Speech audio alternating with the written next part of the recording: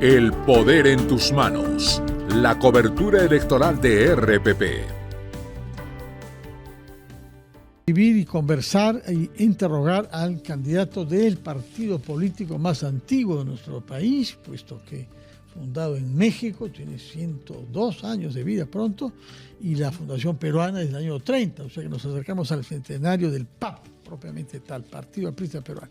Enrique Valderrama, que como sabemos sorprendió que un hombre joven como es él ganara a los otros 10 adversarios que se presentaron para 13. postular. Eran 11 en total, 14 ¿no? éramos en total. 14, usted contra 13 ya. El caso es que el señor Valderrama es el candidato de todas las corrientes del APRA, todo el mundo ha reconocido su victoria, nos ha hablado ya sobre su plan, pero en este caso quisiéramos saber cómo juzga lo que está viviendo el Perú desde que salió el señor Gerí y llegó a la presidencia el señor José María Balcázar. Bueno, creo que este Congreso difícilmente pudo haber producido algo bueno. He dicho que creo que ellos son los que gobiernan el país en los últimos años. Creo que es un pacto bastante con mucha flexibilidad moral. Nos regalaron a Gerí en principio. Yo declaré públicamente que no tenía las condiciones para asumir el cargo de la presidencia. Ni siquiera sabíamos del tema de la gestión de intereses que luego se supo, si no tenía otras impugnaciones morales. Impugnaciones morales que son de una u otra manera, no digo similares, pero se asemejan a las que tiene este actual presidente. En estas circunstancias, lo único que se le puede pedir a un gobierno tan corto y tan frágil es que no se inmiscuya en las elecciones, uno, y dos, que no haga ninguna aventura económica, digamos, ¿no? Creo que la presencia del señor De Soto garantiza lo segundo, ¿no? Hay que estar vigilantes de lo primero. ¿Confía entonces en que De Soto puede llevar a cabo una buena gestión a la presidencia del Consejo de Ministros? ¿Le daría su voto de confianza? Me da una primera tranquilidad, pero habría que ver la conformación del gabinete también en pleno, ¿no? Además, me parece, dicen, se espera, que hay algunas confirmaciones de algunos ministros que continúan. Y lo que me preocupa de ese esquema es que el gabinete de Gerí, tanto como los gabinetes en parte también de la señora Boluarte, fueron productos de una repartija parlamentaria entre algunas bancadas, APP, por ejemplo, el señor Acuña, etcétera. Me preocupa que la continuidad de algunos ministros sea no por su buen trabajo, sino porque se mantienen las cuotas de determinados partidos. No sabemos a cambio de qué el señor Acuña, por ejemplo, ha votado por el señor Balcázar, por ejemplo, o el señor Luna de Podemos. Creo que es un enfoque prebendario, definitivamente, de prebendas. Hay que estar muy atentos a las contrataciones que se hagan hasta julio, ¿no? Empezando por las designaciones que conoceremos hoy, ¿no? La composición del gabinete. Eso nos dará una idea. Por otra parte, usted ha estado haciendo giras en varias regiones de nuestro país. Yo quisiera saber, que nos diga, no lo que dicen sobre usted, que por supuesto nos va a decir que hay un gran entusiasmo, pero ¿qué dicen sobre la política en el Perú? ¿Qué se espera de las elecciones independientemente de su candidatura? Bueno, hay mucha frustración, hay mucha cólera, hay mucha desesperanza. ¿Cólera contra quién, contra qué?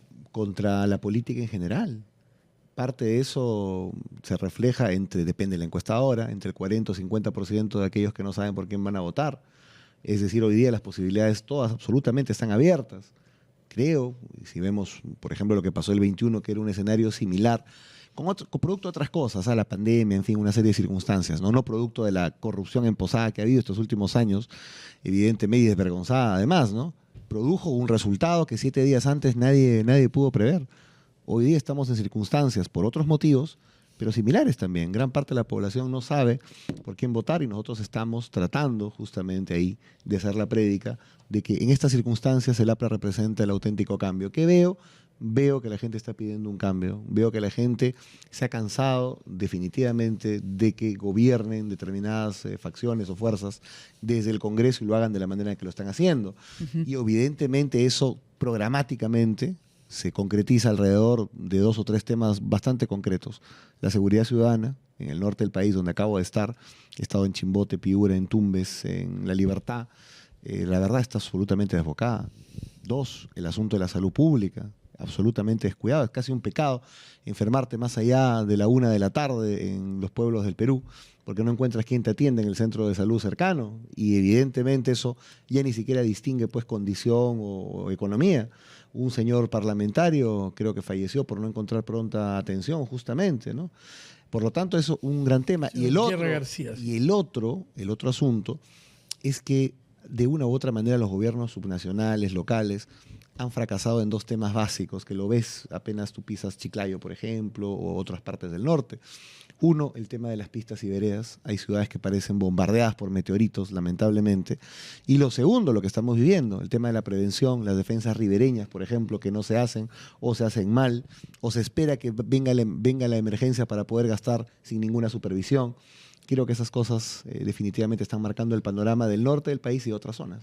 Un proceso de regionalización bastante criticado, especialmente por la falta de cuadros que han manejado los gobiernos locales y regionales. Yo quería también compartir con usted y mostrarle, aquí tenemos sobre la mesa de conducción, gracias a Catalina Quinto y al Poder en tus Manos, que ha elaborado aquí en RPP la cédula de votación, digamos, cómo sería esa cédula de votación que vamos a recibir los peruanos que acudamos a las urnas este 12 de abril. Son 5 las columnas. En la primera, donde aparece la lista de candidatos a la presidencia y vicepresidencia, aparece el nombre del partido político, el símbolo y la fotografía del candidato. La fotografía, debemos decir, es muy pequeñita por la cantidad de candidatos que tenemos. ¿Usted está en qué posición? Está 32. 32, correcto. ¿Cuál va a ser la estrategia que van a manejar, digamos, para garantizar el voto aprista, tomando en cuenta las dimensiones de esta cédula y la información? Su nombre no va a aparecer aquí, va a aparecer su foto, el símbolo del partido y, bueno, el nombre a la izquierda, pero es así. Está acá. Sí. Para nuestros amigos que nos siguen en la radio, estamos mostrando esta cédula de votación que realmente reduce mucho el tamaño de la fotografía y hace difícil para, digamos, una persona promedio y sobre todo el tiempo que se le va a dar a los electores para marcar. No, es mínimo, en realidad, para respecto ¿Cuál va a ser la estrategia del partido? Definitivamente, a través del comando de campaña y las dirigencias regionales y aquí en Lima Metropolitana, se está procediendo a impulsar una educación del voto bastante intensa. Es necesario. Creo que hoy, por ejemplo, además, entre otras cosas, ya eso solamente en términos generales, pero en términos de voto preferencial va a ser mínimo, va a ser ínfimo, por ejemplo. Mira, tienes ahí cuántos casilleros, el senador regional creo que es 1. Claro, porque uno puede votar para senador. Tiene 7 casilleros ahí en blanco. Puede votar, puede colocar un voto preferencial. 2 para senador nacional, 1 para senador de la región. 2 diputados. Pero uno podría, digamos, votar por un senador y por un diputado de partidos diferentes. Así es. Ahora, yo creo... Haciendo uso del voto preferencial, pero eso va a ser muy complicado porque realmente en la cédula uno se pierde. Estoy absolutamente convencido que la incidencia del voto cruzado va a ser bajísima en esta elección. Va a ser muy alto también el voto nulo. Ojo con eso. Pero por eso tenemos que hacer ¿Porque hay una inducción al error solamente por el diseño? No sé si por el diseño, por la cantidad, que en efecto que es una falla más bien del sistema, ¿no? Algunos que son los responsables de una u otra manera del impulso de determinadas reformas electorales que han terminado en esto, ¿no? Creo definitivamente que una vez pasado este proceso tenemos que entrar evidentemente en un proceso de reforma política también. Pero... Ayer se dio a conocer también el detalle de el que será el debate de primera vuelta. Fernando Carballo va a ser uno de los moderadores en la primera etapa, sí. Pero inquieta también la dinámica, que han conversado con el Jurado Nacional de Elecciones para que finalmente las fechas, que además, a diferencia de las elecciones anteriores, ahora los debates van a ser durante los días laborables, ¿correcto? Y la cantidad de candidatos por fecha. ¿De qué manera se han puesto de acuerdo con el jurado o han establecido, digamos, una modalidad que permita realmente a ese elector que está esperando y que ha declarado, voy a esperar al debate para decidir, más o menos. 40%, no es poco. Por eso le digo, la importancia del debate es alta. Es el real momentum electoral realmente. Y lógicamente habrá que plantear las cosas de manera resumida, contundente y clara. Van a ser varias fechas, fueron 2 sorteos, son 2 grupos diferentes. Me parece que las primeras fechas son por lo menos la que me han tocado el 25 de marzo y la segunda es el 30 de marzo, ¿no? Diferenciados por algunos días con grupos diferentes. Y además de la exposición, luego hay una etapa como que de debate en sí, en grupos de a 3. Entonces todo eso va a complicar un poco las cosas. Prepárese para eso, para que defina cuál es este cambio que dice usted que su partido propone al país. El cambio. De acuerdo. Que es lo que nos ha dicho que es lo que se reclama en las regiones que usted ha visitado.